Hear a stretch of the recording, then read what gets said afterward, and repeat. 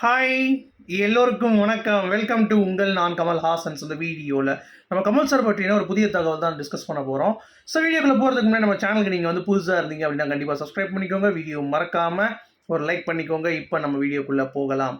So இன்றைக்கி நம்ம பார்க்க போகிற முதல் டாபிக் வந்து பார்த்தீங்கன்னா, இன்றைக்கி ஒரு த்ரெட் வந்து பயங்கர வைரலாக இருந்துச்சு. அதாவது கமல் சாரோடைய டாப் 5 மூவிஸாக நீங்கள் என்ன நினைக்கிறீங்க? அதாவது உங்களுக்கு பிடித்த மூவிஸ், அப்புறம் எந்த படத்துலேருந்து நீங்கள் கமல் சார் ஃபேன் ஆனீங்க அப்படின்ற மாதிரி ஒரு த்ரெட்டு. ஸோ நம்ம வந்து அதை போட்டு வந்துட்டோம். ஸோ என்னை பொறுத்த வரைக்கும் நான் கமல் சாருக்கு ரசிகன் ஆனது ஆளவந்தான் படத்திலிருந்து தான். ஸோ அது வந்து பயங்கர ஒரு இம்பேக்ட் வந்து பார்த்தீங்கன்னா, எனக்கு வந்து அஸ் அன் ஆக்டராக கமல் சாரை ரொம்ப ரொம்ப பிடிப்பதற்கான ஒரு வாய்ப்பு வந்து உருவாக்குச்சு. ஏன்னா தேட்டரில் பார்த்த முதல் கமல் சார் படம் வந்து ஆளவந்தான் தான். ஏன்னா அதுக்கு முன்னாடி நான் தேட்டர்ஸ் அதிகமாக நான் போகமாட்டேன். அது மட்டும் இல்லாமல் சின்ன வயசில் அதுக்கடுத்து அவர் மேலே ஈர்ப்பு வந்து அதுக்கடுத்து அவருடைய படங்கள் எல்லாமே வந்து பார்க்க ஆரம்பிச்சிட்டேன் அப்படிங்கிறது தான். ஸோ உங்களுக்கு எப்படி அப்படிங்கிறத கீழே கமெண்ட் செக்ஷனில் சொல்லுங்கள். எனக்கு டாப் 5 முதல்ல ஆளவந்தான் தான். ஏன்னா அந்த மாதிரி படம் வந்து யாராலையும் வந்து எடுக்கவே முடியாது. ஸோ அந்தளவுக்கு வந்து அதனுடைய இன்புட்ஸ் வந்து இருக்கும் அப்படிங்கிறது தான். அடுத்து மகாநதி. மகாநதி பொறுத்த வரைக்கும் அவருடைய ஆக்டிங் அப்படிங்கிறது அடுத்த ஒரு டைமென்ஷனில் இருக்கும் அப்படிங்கிறது தான். அடுத்து அன்பே சிவம். அன்பே சிவம் தான் கமல் சார் ரொம்ப ரொம்ப ரசித்து பார்த்த ஒரு படம் அப்படிங்கிறது தான். ஸோ அதெல்லாம் வந்து ரொம்ப விரும்பி பார்த்தேன். அடுத்து காதலா காதலா எப்போனாலும் சரி என்னுடைய ஆல் டைம் ஃபேவரெட்னா கண்டிப்பாக வந்து காதலா காதலா அப்படிங்கிறத நான் வந்து கண்டிப்பாக சொல்லுவேன். அது மட்டும் இல்லாமல் தேவர் மகன். ஸோ நான் சின்ன வயசில் ஒரு பழக்கம் இருக்கும். அதாவது சோறு வச்சு மாம்பழம் சாப்பிட்டுட்டு தேவர் மகன் படத்தை போட்டுட்டு உட்காந்து பார்த்துட்டு டெய்லி அந்த ஒரு சீனை பார்த்துட்டு ஏதோ ஒன்று புதுசு புதுசாக வந்து பார்த்திங்கன்னா டெக் இருக்கும். அப்போ அந்த டெக்கில் வந்து போட்டு போட்டு பார்த்துட்டு அது ஒரு அருமையான ஒரு காலம் அப்படிங்கிறது தான். சரி, இந்த ட்ரெண்ட் திடீர்னு வைரல் ஆயிருந்துச்சு. அதனால் உங்களுக்கும் வந்து அப்படியே ஷேர் பண்ணிடலாம் அப்படிங்கிறது தான். அடுத்து கமல் சாரை பற்றி நிறைய பேர் வந்து ஒன்றுமே தெரியாமல் ஆங்கர் அப்படின்ற மாதிரி வந்துட்டுருக்காங்க. அதாவது பிரியங்கா இருக்காங்கல்ல, அவங்க இப்போ தான் அந்த சர்ச்சையை வந்து சிக்கினாங்க. அந்த மாதிரி ஆங்கருக்கு வந்து ஸ்பேஸே கொடுக்க மாட்டாங்க, இவங்களே எல்லாத்தையும் பண்ணிக்கிறாங்க அப்படின்னு சொல்லிட்டு மிகப்பெரிய சர்ச்சையில் வந்து சிக்கினாங்க. அவங்க கமல் சார்கிட்டே வந்து விளையாடிருக்காங்க. என்ன அப்படின்னா, ஏங்க என்னங்க நீங்கள் லுக்கெல்லாம் மாற்ற மாட்டீங்களா, ஹேர் கலர்லாம் பண்ண மாட்டீங்களா, மீசெல்லாம் எடுக்க மாட்டீங்களா அப்படின்னு சொன்னோன்னே, ஏமா நீங்கள் படத்தை பார்த்துருக்கேன்னு சொல்லிட்டு கமல் சார் வந்து அங்கேயே கலாய்ச்சி விட்டாரு. ஸோ பிரியங்கா வந்து என்ன சார் அப்படின்ற மாதிரி. ஏன்னா தமிழில் இருந்து தமிழ் படம் பார்க்க தெரியாத எங்கேயோ வந்து ஒரு ஆங்கராக இருக்கக்கூடிய ஒரு நபரை வந்து நீங்கள் எடுத்தீங்க அப்படின்னா நாலேஜ் வந்து அப்படி தான் இருக்கும் அப்படிங்கிறத நான் வச்சு செஞ்சுட்டாரு கமல் சார். நீ அப்படின்னா நீ படமே பார்த்ததில்ல போல என் படம் அப்படின்ற ஒரே படம் வந்து போட்டார். பிரியங்காவுக்கு மூஞ்சே தொங்கி போயிடுச்சு அப்படிங்கிறது தான். அடுத்து சுஜாதா அவர்கள் இருக்காங்க, நடிகை சுஜாதா அவர்கள். இப்போ கூட டாப் குக்கு டூ குக்கில் டைட்டில் வின் பண்ணாங்கல்ல, அவங்க வந்து விருமாண்டி படத்தப்ப அபிராமிக்கு தேனி ஸ்லாங் இருக்குல்ல, அது வந்து ட்ரைனிங் பண்ணுறதுக்கு அவங்க வந்திருக்காங்க. ஸோ வர்றப்போ என்ன ஆயிருக்கு அப்படின்னா, அவங்க வந்து ரொம்ப நேரம் இருக்கிற பார்த்துட்டு என்ன இவங்க ஏதாவது ரோல் கொடுக்கலாம்ல அப்படின்னு சொல்லிட்டு கமல் சார் வந்து யோசிச்சு பசுபதியோட ஒய்ஃபாக வந்து கேஸ்ட் பண்ணாராம். அப்போ வந்து அவங்க ப்ரெக்னெண்ட்டாக இருந்தாங்க போல்.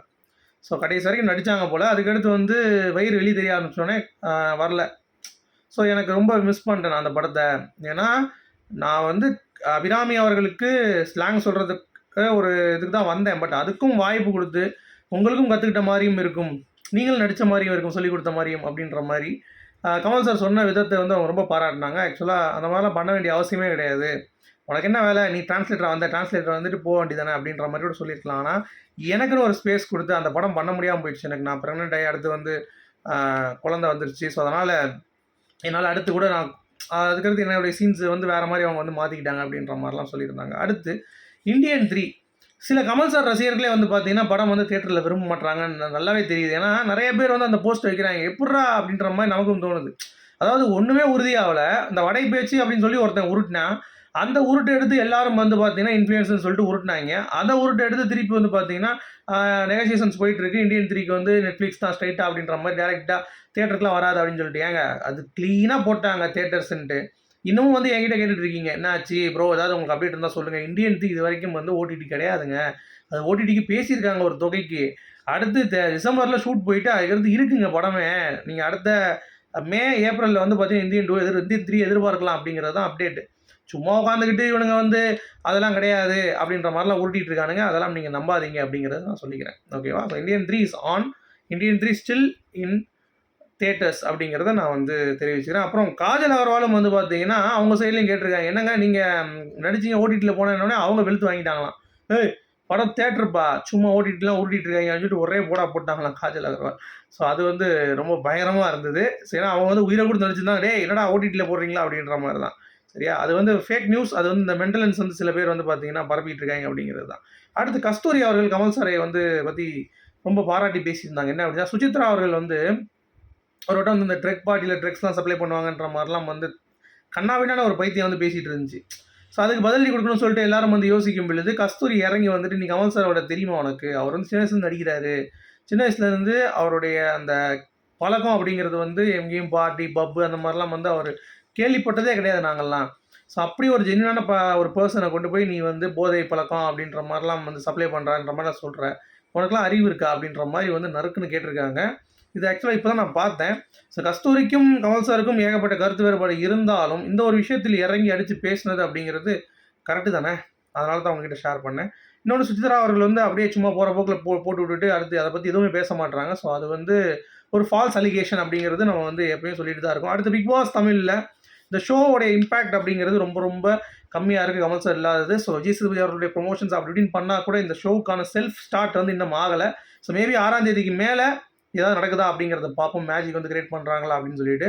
ஸோ நீங்கள் எப்படி பார்க்குறீங்க? Bigg Boss Tamil Kamal sir இல்லாமல் எப்படி போகும் அப்படிங்கிறது உங்களுடைய கருத்துக்கள் சொல்லுங்கள். அடுத்து நம்ம சத்யராஜ் அவர்கள் கமல் சாரை பற்றி பேசும் பொழுது, எனக்கு வந்து நான் நடிக்கும்போது தகடு தகடு தகடு அப்படின்னு சொன்ன உடனே எனக்கு வந்து பாராட்டினது கமல் சார் தான். அதுவும் டைரக்டர் சொல்லி இது எப்படி இருக்கு பாருங்கன்னு சொல்லி திருப்பி பண்ண வச்சு திருப்பி அதை வந்து ரசித்தார். அப்புறம் எல்லா படத்துலையும் அந்த படத்தில் சில சீன்ஸ்லாம் வரும். அப்போ வந்து ஒரு டயலாகும் வந்து 2 தடவை சொல்கிற மாதிரி அது ஒரு மேனரிசம் மாதிரியே வந்து ஆச்சு. ஸோ ஒரு கலைஞனால தான் ஒரு கலைஞனை வந்து பாராட்ட முடியும். ஸோ கமலஹாசன் அவர்கள் தான் என்னை வந்து முதல் ரசிகன் எனக்கு அப்படின்ற மாதிரி. ஏன்னா அவர் தான் வந்து படம் கொடுத்தார் அப்படிங்கிறது தான். ஸோ நேற்று கமல் சார் வந்து, அதாவது நேற்று சத்யராஜ் அவர்களுக்கு வந்து பர்த்டே. ஸோ அதை வந்து நம்ம போஸ்ட் பண்ணி போட்டிருந்தோம். இன்றைக்கி வந்து சத்யராஜே கமல் சாரை பற்றி பேசுனது வந்து நமக்கு தெரிஞ்சிச்சு. ஸோ அதனால தான் உங்ககிட்ட சொல்லிட்டு இருக்கேன். அடுத்து பவன் கல்யாண் பதவி ஏற்கும் பொழுது கமல் சாரை வந்து பார்த்தீங்கன்னா கூப்பிடல. உடனே இந்த மென்டல்ஸ்லாம் வந்து கத்திட்டு கிடந்தாங்க அப்படின்ட்டு. இப்போ வந்து பார்த்தீங்கன்னா அந்த மேடையில் வந்து ரஜினிகாந்த் அவர் மதிக்கவே இல்லை. எல்லாரும் காலையில் வந்து ரஜினிகாந்த் வந்து பார்க்க கூட இல்லை, வணக்கம் கூட சொல்லலை. ஆனால் கமல்ஹாசன் அவர்களை அவருடைய பிளெஸிங்ஸ் எனக்கு கண்டிப்பாக வேணும் கமல் சார் அப்படின்ற மாதிரி ஒரு லேட்டஸ்ட்டான பேட்டில் சொல்லியிருக்காரு. டேய் என்னடா இது அப்படின்ற மாதிரி தான் வந்து இருந்துச்சு. ஸோ கமல் சார் எப்பயுமே கமல் சார் தான் அப்படிங்கிறது தான். அடுத்து ராதிகா அவர்கள் கமல் சாரை பற்றி ஒரு ஷோவில் வந்து பேசியிருந்தாங்க. அது வந்து இப்போ ட்ரெண்டிங்காக இருக்குது. என்ன அப்படின்னா, அவர் சினிமாலே ஊறிட்டார். என்னதான் அரசியல்வாதியாக இருந்தாலும் இதை விட பெட்டராக பண்ணணும், இதை விட பெட்டராக பண்ணணும்னு சொல்லிட்டு சினிமாவில் பெஸ்ட்டு தேடி இன்னும் ஓடிட்டு தான் இருக்காரு. அதே மாதிரி யாரும் புரிஞ்சிக்க கூடாது அப்படின்னு சொல்லிட்டு அவர் ஒரு விஷயம் வந்து பண்ணுறாரு. அதுக்காக ஒரு சிரமம் எடுத்துக்கிறாரு அப்படிங்கிறது அது பார்க்கும் பொழுது நானே அவர்கிட்ட கேட்டிருக்கேன். என்ன சார் எல்லாத்துக்கும் புரிகிற மாதிரி பேசக்கூடாது அப்படின்ற மாதிரி ஏதாவது பண்ணுறீங்களா அப்படின்ற மாதிரிலாம் கேட்டிருக்கேன் அப்படின்ற மாதிரி ஓப்பனாக உண்மையை வந்து உடச்சி பேசியிருக்காங்க. அது நான் செமையாக இருந்தது. அப்புறம் நம்ம ரஜினி அவர்கள் கமல் சாரை பற்றி ஒரு ஃபங்க்ஷனில் வந்து பேசியிருந்தார். அது வந்து இப்போ ட்ரெண்டிங். என்னென்னா, கமல் சாரை வந்து சில ரஜினி ஃபேன்ஸ் வந்து பார்த்தீங்கன்னா ரொம்ப பேசிக்கிட்டு இருக்காங்க, தாக்கிட்டு இருக்காங்க. ஒன்று அதுக்கு பதிலடி வீடியோ மாதிரி கமல் சார் ஃபேன்ஸ் வந்து இதை போட்டுட்ருக்காங்க. அதில் என்ன சொல்லுவார் அப்படின்னா, கமல் சார் அப்படின்றவர் வந்து கமல் அப்படின்றவங்க வந்து நடமாடும் பல்கலைக்கழகம். ஸோ எதுவாக அவருக்கு வந்து தெரியும். ஸோ நிறைய பேர் வந்து புரியல அப்படின்னு சொல்லுவாங்க. அதெல்லாம் வந்து அவங்க தூங்குற மாதிரி நடிக்கிறாங்க.